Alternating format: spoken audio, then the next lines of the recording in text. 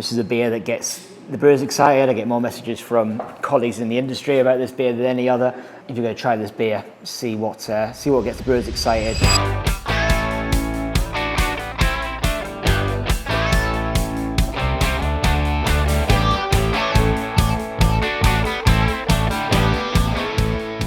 And literally, you've got your own sofa over there, mate. You get on the sofa. So my name's Brian. I'm the co-founder and head brewer here at Northern Monk.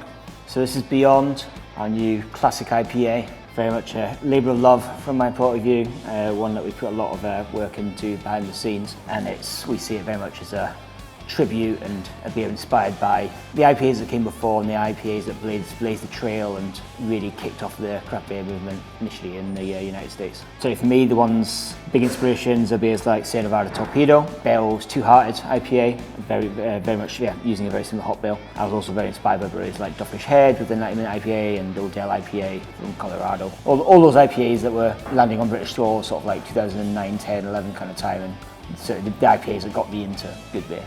So on the nose, where something like Faith, you're getting more sort of sweeter tropical fruit, a little bit citrus, but again more on top of the pithy, juicy side. The aroma of a beer like Beyond, first thing you get is like pine and dankness, and a little bit of citrus there, more leaning into like your breakfast juice territory of grapefruit and lemon, and some orange zest in there for sure. Flavour-wise, like the first thing that's going to hit you is just a much more prominent bitterness up front and right through the drink, right down to the finish. In terms of the bitterness level on a beer like this is about 3 or 4 times higher than Faith. Flavour-wise, what I was really hunting for, which what I've loved in beers like Two Hearted, was like a real like marmalade-y resinness to it, which we've made plenty of West Coast IPAs over the years. So New World was the first beer we ever made, which was very much of a similar style, and never really quite achieved that sort of marmalade character that I was looking for until Beyond. So big marmalade up front, again that sort of breakfast juice vibe, a bit like grapefruit pith going on, and there's a really pungent, piney, floral note to it as well, like walking through a Douglas pine forest in the Pacific Northwest. Yeah, I mean those hazy IPAs dominated the craft side of the market and spreading out into the wider on-trade market, I guess. But haze has dominated for 5, 6, 7 years now. But yeah, we've seen it on West Coast, we've seen it on other styles as well. Like we've brought our black IPA back for the first time in a while. We've got brown ale just released. People are starting to rediscover, again, some of these beer styles that started craft beer in the first place. I think hazy IPA is always going to be the most popular style, and Faith's always going to be our #1 beer. But it's a brewer. It's nice to be exploring again some of these older styles, if you like, and it's nice to see the consumer really starting to explore beer again, rather than really just narrowing in on like 2 or 3 styles that they get excited about. So hops wise, lead variety is a variety called Centennial, fully associated with the West Coast IPAs and the traditional IPAs coming out of America 10, 15, 20 years ago.